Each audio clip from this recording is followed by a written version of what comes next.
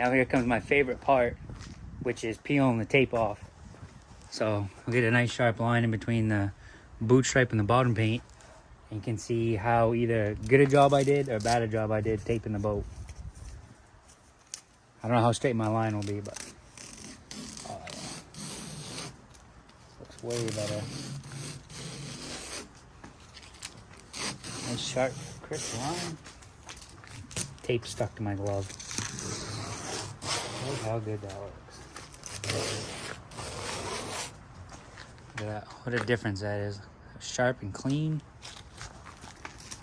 No more nasty barnacles and sea squirts on the bottom of the boat. Now for the other side of the boat. Much better. I do some tricky work right here where the hard shine comes up.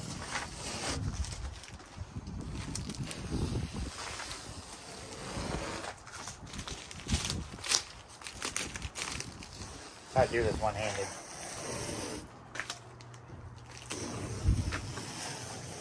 Much better. This side of the boat's dirty just because this is the working side of the boat. Just like that, boys and girls. Thanks for watching.